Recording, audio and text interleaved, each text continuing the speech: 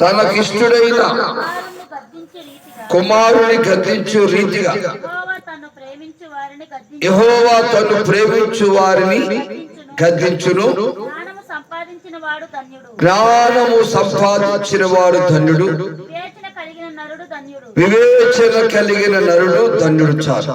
చూడండి, ఇక్కడ ధన్యత గురించి చెప్తున్నాడు. మొదటగా చూస్తే 12వ వచనం మరొకసారి చదువుకుందాం. తండ్రి తనకిష్టుడైన కుమారుని గద్దించు రీతిగా యెహోవా ఇక్కడ తాను ప్రేమించు వారిని గద్దించు. తండ్రి తనకిష్టుడైన కుమారుని ఏ విధంగా గద్దిస్తాడో అలాగే దేవుడు ప్రేమించు వారిని ఏం చేస్తాడమ్మా? గద్దిస్తాడు. తప్పు చేసినప్పుడు గద్దిస్తాడు, పొరపాటు చేసినప్పుడు గద్దిస్తాడు. ఎవరి మరి దేవునికి ఇష్టము కాని పని చేసినప్పుడు గద్దిస్తాడు. ఎలా అంటున్నాడు? తండ్రి తనకు ఇష్టమైన కుమారుని ఏ రీతిగా గద్దిస్తాడో దేవుడు కూడా తాను ప్రేమించే వారిని, దేవుడికి ఇష్టముగా జీవించే వారిని దేవుడు గద్దిస్తాడని చెప్పుకొచ్చి జ్ఞానము సంపాదించిన వాడు ధన్యుడు. ఇక్కడ జ్ఞానమును సంపాదించుకునేవాడు ధన్యుడవుతాడట. మరి నాడు జ్ఞానం సంపాదించుకోవడానికి దేవుని ఆలయానికి వస్తున్నామా? జ్ఞానం సంపాదించుకోవడానికి దేవుని వాక్యాన్ని వింటున్నామా? జ్ఞానం సంపాదించుకోవడానికి దేవుని మందిరములో ప్రార్థనకు వస్తున్నామా? ఈ జ్ఞానం ఎక్కడ దొరికింది? కొట్లలో దొరికిద్దా? ఫ్యాషన్ స్టోర్లో దొరికిద్దా? కొనుక్కోవడానికి దొరికేది కాదు. ఈ జ్ఞానం ప్రార్థన చేస్తే వచ్చేదే దేవుని జ్ఞానం. దేవుని స్తోత్రం, హల్లెలూయా. ఈనాడు చాలా మంది కూడా లోక జ్ఞానంతో జీవిస్తున్నారు, ప్రకృతి జ్ఞానంతో జీవిస్తున్నారు, దెయ్యముల జ్ఞానంతో జీవిస్తున్నారు. ఈ ప్రకృతి జ్ఞానం కానీ, దెయ్యముల జ్ఞానం కానీ, లోక జ్ఞానం కానీ మనకు కీడే చేస్తుంది, మనకు హాని చేస్తుంది. కాబట్టి అలాంటి జ్ఞానాన్ని మనం కోరుకోకూడదు. దేవుడిచ్చే జ్ఞానం. యాకోబు పత్రిక 1వ అధ్యాయము 5వ వచనంలో చూస్తే ఒక మాట చదవండి. అక్కడ యాకోబు పత్రిక 1వ అధ్యాయం 5వ వచనం, మీలో ఎవరికైనా జ్ఞానము కొద్దుగా ఉన్న ఎడల 1:5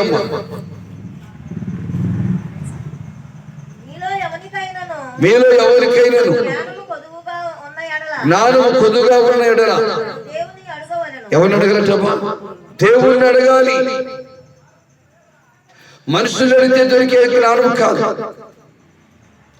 బంధువులు అడిగితే దొరికే జ్ఞానం కాదు, దేవుణ్ణి అడగాలి. మీలో ఎవరికైనా జ్ఞానం కొద్దుగా ఉంటే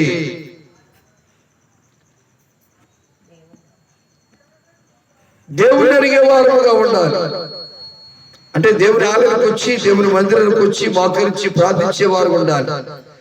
ప్రభువా, నాకు జ్ఞానం లేదు, తెలివి లేదు, ఆరోగ్యం లేదు అని ప్రభుని అడిగేవారు ఉండాలి. ఎప్పుడైతే మనం ప్రభుని అడుగుతామో దేవుడు వారికి ఇస్తాడు. చదవండి మాట, మీరు ఎవరికైనా జ్ఞానం కొద్దిగా ఉండేలా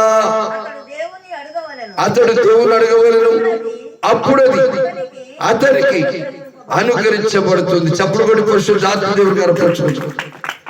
ఎప్పుడు మనకు జ్ఞానం అనుకరించబడుతుంది. అందుకే జ్ఞానమును సంపాదించుకున్నవాడు ధన్యుడు,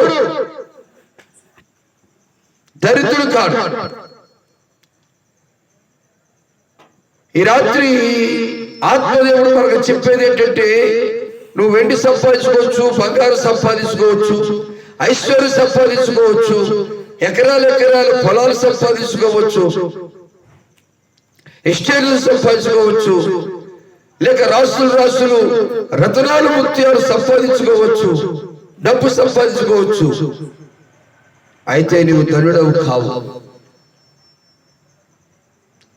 నీకు ఆ ధన్యత దొరకదు.